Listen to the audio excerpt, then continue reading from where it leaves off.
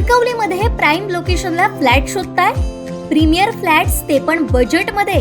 सर्वोत्तम quality flats 18 लाखांपासून.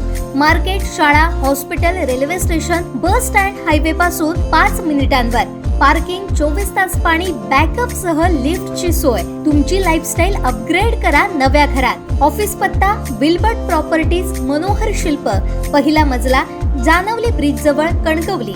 संपर्क Wilbert properties 9637 3225 40 आणि 9423 7509 44. दोडामार्ग शहरामध्ये शालेय शिक्षण मंत्री दीपक केसरकर यांच्या विरोधात लावलेले बॅनर ही घटना ताजी असताना सावंतवाडी शहरात दिवाळीनिमित्त लावण्यात आलेले शुभेच्छा बॅनर अज्ञाताकडून फाडण्यात आल्याचा प्रकार उघडकीस आलाय. यानंतर केसरकर समर्थक शिवसैनिक आक्रमक झाले. हे बघा, हे जे बॅनर वगैरे फाडणं किंवा बॅनर लावणं हे एक अज्ञात आहे आणि ह्या अज्ञाताचा शोध लवकरच लागणार आहे. दुसरी गोष्ट, असं बॅनर फाडणं, निनावे बॅनर लावणं हे गांधी शिपाईगिरी आहे असं माझं मत आहे. काय सरळ सरळ पुढे येऊन काय ते करावं? बॅनर फाडणं बिडणं हे कोण करतं? जो कोण ज्याला समोरासमोर यायची ताकद नसते तोच करतो ना. आणि आता आम्ही पोलिसांना सांगितलेलं आहे, NC दिलेली आहे की तुम्ही पहिले शोधून काढा आणि जर हे असं परत जर ह्याच्यानंतर असं घडलं तर आम्ही हटणार नाही. आम्ही आमच्या मार्गाने जाऊ आणि नंतर मग पोलिसांचंही काही ऐकून घेणार नाही. कारण ही प्रवृत्ती मुळात वाईट.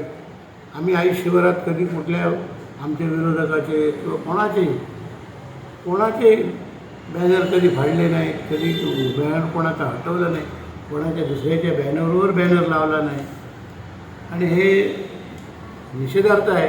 हे जाहीर निषेध करतो पक्षाच्या वतीने की आता पोलीस त्याचा शोध लावतील ना. एवढी तपास यंत्रणाही पोलीस आहेत, ते त्याचा शोध लावतील. प्रमुखाने सांगितलं की दीपकभाईंनी चौथ्यांदा उमेदवारी लढणार म्हणून सांगितल्यानंतर जे कोणी इच्छुक असेल त्यांच्या पायाखालची वाळू खसरलेली आहे. त्यामुळे ते वैफल्यग्रस्त झालं आहे आणि वैफल्यग्रस्त होऊन हे कृत्य करत आहेत. आम्ही सुद्धा शिवसैनिक आहोत. का म्हणण्याची आमच्यात धमक आहे. फक्त आमच्यावर दीपकभाईंचे संस्कार असल्यामुळे आम्ही विरोधकांचा सुद्धा सन्मान राखतो. अन्यथा आम्ही सुद्धा त्या भाषेत त्यांच्याशी बोलू शकतो. दीपकभाई आमचे विद्यमान आमदार आहेत आणि या मतदारसंघात त्यांचं बऱ्यापैकी प्राबल्य आहे. त्यामुळे अनेक लोक जरी इच्छुक असले तरी पडद्याआडून जरी काही केलं तरी उद्या पण भाई जिंकणार आहे. त्यामुळे ते प्रत्येक वेळीला कुठचं ना कुठचं नाटक करून भाईंना डॅमेज कसं करता येईल ते प्रयत्न करतात. पण लोक सावंतवाडीची खूप हुशार आहेत. ती लोक बरोबर मतपेटीचं उत्तर देतात आणि येणाऱ्या निवडणुकीत पण मतपेटीचं उत्तर देतील. आणि आमच्यासारखे युवा हे भाईंच्या पाठीशी नेहमी असतात. त्यामुळे सावंतवाडी तरुणाई ही भाईंच्या पाठीशी आहे. भविष्यात येणारा काळच ठरवेल.